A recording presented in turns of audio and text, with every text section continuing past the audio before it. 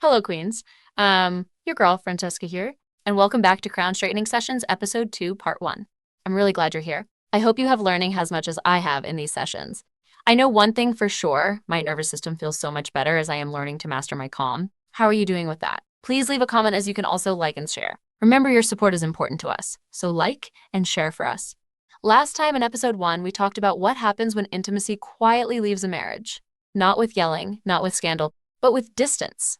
Silence, and that strange feeling of being married, but being married alone.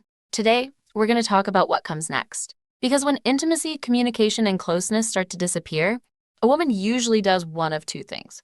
She either shrinks, or she starts asking herself some very honest questions. And this session is for the woman who's starting to notice they are alone. They are not angry. They are not dramatic, just aware of the loneliness. You see, emotional distance in a marriage doesn't always announce itself. Sometimes it shows up as longer pauses between conversations, shorter answers, less curiosity about your day, less touch, less effort, and no matter how calm you are, how patient you've been, how much you've tried to keep the peace, your body notices, your spirit notices. And here's something I want to say clearly, because many women need to hear it. You are not imagining this. Distance doesn't mean you failed. It doesn't mean you didn't love hard enough. And it definitely doesn't mean you weren't enough. Sometimes the marriage goes quiet because one person has checked out emotionally due to stress, illegal substances, avoidance, or unresolved issues they are unwilling to face. And when that happens, a woman often starts doing something very dangerous to herself. She starts holding the relationship up alone. She fills the silence. She over-explains her feelings. She tiptoes. She waits. And slowly, her crown starts to feel heavy, and it starts to slide, not because it slipped, but because she's carrying too much. Let me say this gently. Independence does not begin with leaving. It begins with not disappearing. Gaining independence in a quiet marriage doesn't mean you're cold. It doesn't mean you've given up. It doesn't mean you're punishing anyone.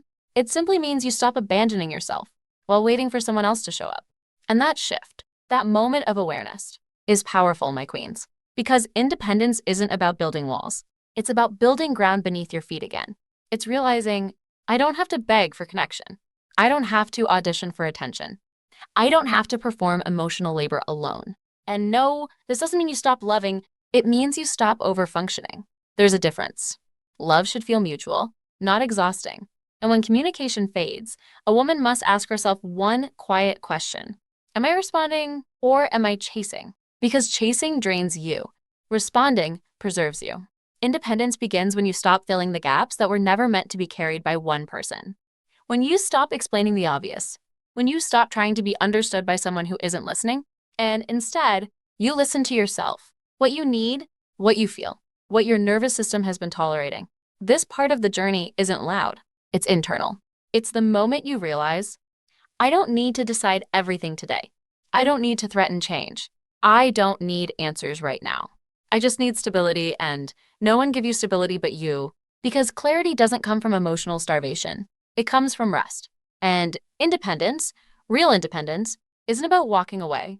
It's about standing upright again. In part 2, we're going to talk about what that independence actually looks like, the quiet steps, the internal shifts, and how a woman regains her footing, without drama, without ultimatums, and without losing her softness.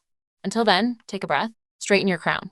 Try not to impress anyone, but remind yourself that you are still here. I'll see you in part 2.